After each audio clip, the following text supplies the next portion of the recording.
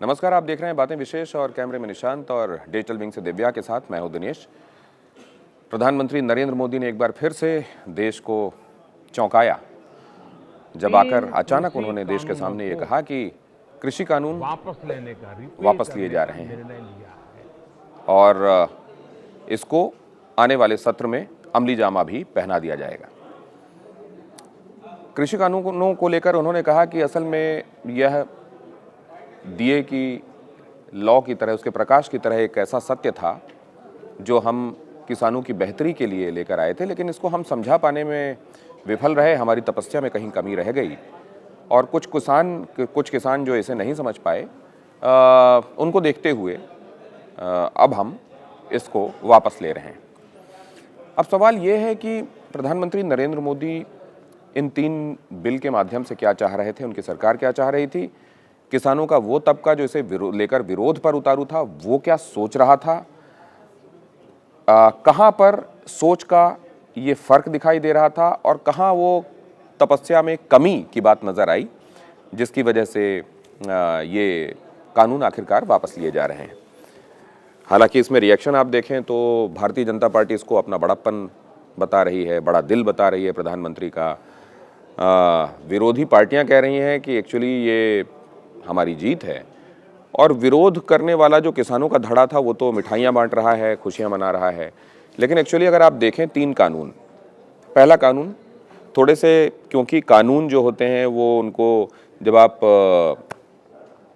उनका नाम लेते हैं तो नाम लेने में कानून की तरह पेचीदा होते हैं, लेकिन अगर आप इसको सरलीकृत करके समझें, जैसा कि सरलीकरण हुआ भी कानून में उसका नाम है, तो पहला है कृषक उपज, व्यापार और वाणिज्य, संवर्धन एवं सरलीकरण।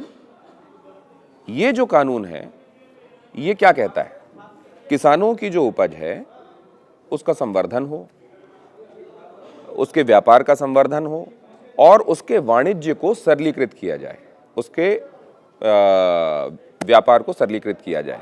अब ये कैसे?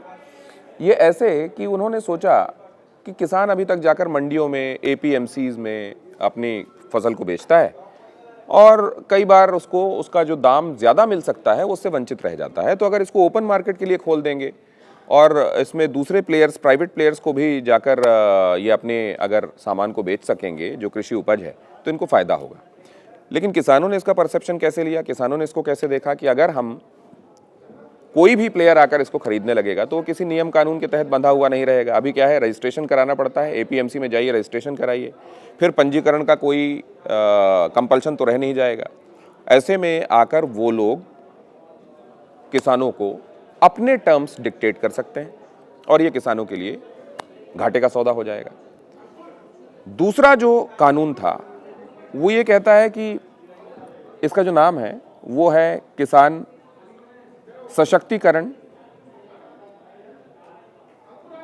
के लिए ये बनाया गया था। इसमें यह भी था कि किसानों का न सिर्फ उनका सशक्तिकरण किया जाए बल्कि उनका संरक्षण हो और इसमें कॉन्ट्रैक्ट फार्मिंग की व्यवस्था को ले डाउन किया गया था।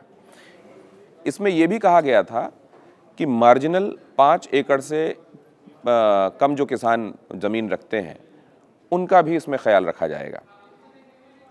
अब ये जो दूसरा कानून था ये एक्चुअली क्या था?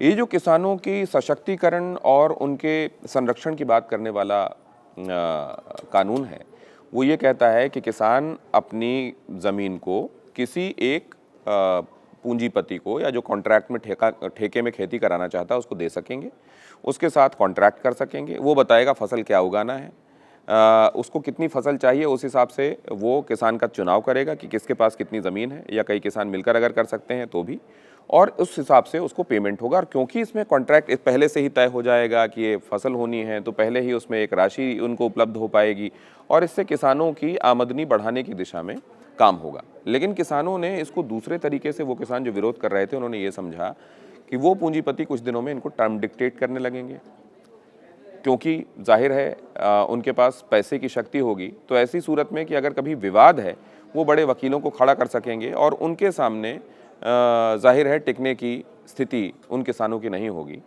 और ख़ास तौर से जो मार्जिनल किसान होंगे उनको तो बहुत ज़्यादा घाटा हो जाएगा। ये समझते हुए उन्होंने इसको भी खारिज किया जो लोग विरोध कर रहे थे। और तीसरी बात सरकार ने ये सोची थी कि जैसे आलू है, प्याज है या तिलहन है, इनका अभी जो इनमें आवश्यक वस्तु के तहत जो इसमें शर्तें लागू होती हैं कि इसका कितना भंडारण किया जा सकता है, कितना नहीं किया जा सकता, तो सरकार ने कहा कि इनके भंडारण को लेकर हम कोई शर्त नहीं रखेंगे, केवल आपातकाल में, युद्ध जैसी स्थिति में हम इसमें इंटरवीन करेंगे, वरना भंडारण कितना करना है, क्या करना है, इसको लेकर स्थितियां स्वतंत्र की जाती हैं। सरकार ये सोच रही थी कि इससे अगर हम इस पे लगे हुए अंकुश को हटाएंगे तो इसको लेकर जो लेन देन है वो और आसान होगा और किसानों को इससे फ़ायदा होगा। लेकिन किसानों ने इसको इस तरीके से देखा कि इसमें कभी भी किसी को भी कितनी भी होर्डिंग करने की इजाज़त मिल जाएगी। अब जब किसान ने फसल उगा कर दी तब उसको होल्ड कर लिया गया, किसान अगली फसल लेकर आया, पहले से होर्डिंग वाली को रिलीज़ किया गया बाज़ार में और किसान से कहा गया कि देखिए ऐसा है कि पहले ही लोगों के पास है, उतनी डिमांड तो है नहीं, तो अब आप सप्लाई इतनी सारी लेकर आएँ तो बताइए क्या करें, अब ये तो अब ठीक है, फिर अमुक दाम में आप हमको दे दीजिए, इतने में तो हम ले नहीं पाएंगे। तो उस समय वो टर्म डिक्टेट करने लगेंगे जो होल्ड करके रखेंगे और उनके ऊपर कोई नियंत्रण भी नहीं रह जाएगा। तो इन बातों के आधार पर ये समझा गया कि ये नियम जो हैं, ये जो कानून हैं, ये उल्टे पड़ जाने वाले हैं किसानों के ऊपर, इसलिए किसानों के विरोध करने वाले तबके ने इसका विरोध किया। किसानों की बटी हुई राय थी। बहुत सारे लोग ये भी बताते रहे कि कृषि के लिए इससे बढ़िया रिफॉर्म नहीं हो सकते और आखिरकार अब अगर रिफॉर्म हर एक सेक्टर में लागू हो रहा है तो कृषि कब तक अछूती रहेगी, उसमें भी रिफॉर्म लागू होने चाहिए। दूसरी बात ये भी कि इसे ये कहा गया कि इलेक्शंस के मद्देनज़र यूपी में सबसे ज़्यादा सीटें हैं, वहाँ पर लूज़ करना बीजेपी अफोर्ड नहीं कर सकती क्योंकि आखिरकार वहीं से लोकसभा में जीत का रास्ता भी जाता है, इसलिए ऐसा किया गया। भारतीय जनता पार्टी ने स्पष्ट किया है कि हिमाचल की बात अगर आप छोड़ दें अभी उपचुनाव की, तो हमारी स्थिति चिंताजनक बिल्कुल नहीं रही है। हमने सितंबर 2020 में ये कानून लागू किए और उसके बाद कई जगहों पर, बल्कि ज़्यादातर जगहों पर जहाँ इलेक्शंस हुए, बाई इलेक्शंस हुए, सिविक पोल्स हुए, मतलब स्थानीय निकाय के चुनाव हुए, वहाँ सब जगह पर हमको ज़्यादातर जगहों पर पहले से बेहतर जीत मिली है।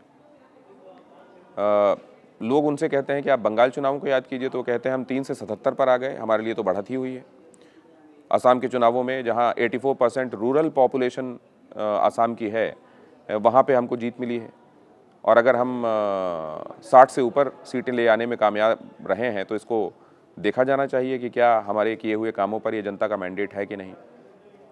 जो जिस तरफ बैठा हुआ है वो इस फैसले की वैसी इंटरप्रिटेशन कर रहा है और उसी आधार पर इसको देखा जा रहा है। जो विरोधी दल हैं वो ये कह रहे हैं कि जो झटका लगा है, अभी 15 राज्यों में चुनाव हुए थे जिनमें 29 विधानसभा की और 5 लोकसभा की सीटें थीं और उसमें जो इनको झटका लगा है ख़ासतौर से हिमाचल में, उससे इनको समझ में आ गया है कि अब इनको ऐसा नहीं करना चाहिए, अड़ना नहीं चाहिए।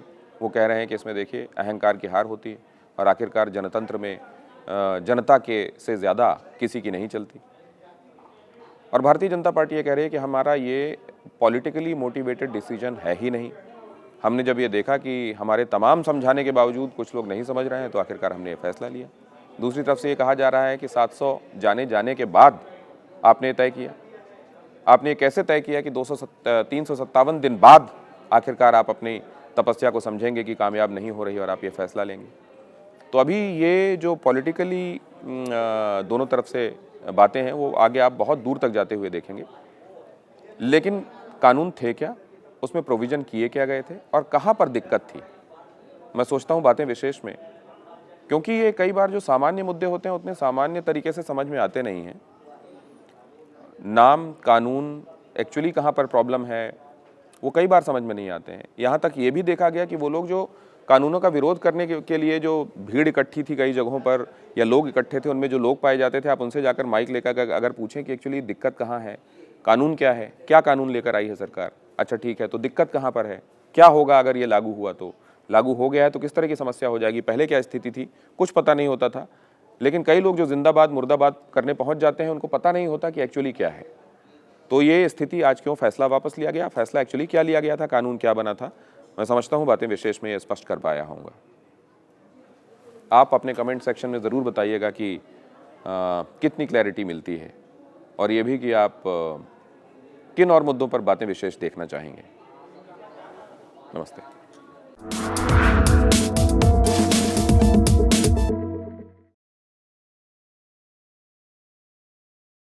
देश बनता है अपने नागरिकों से। ऐसे नागरिक जो अधिकार के साथ कर्तव्य पर भी ध्यान दें, जो सच्चाई का आदर करें लेकिन असत्य से लड़ना भी सीखें, जो सिर्फ जानकार न बने बल्कि जागरूक भी रहें। इस काम में TV9 डिजिटल है आपका मददगार लगातार, ताकि आप भीड़ का हिस्सा न बने बल्कि राह दिखाएं भीड़ को। देखते रहिए TV9 डिजिटल।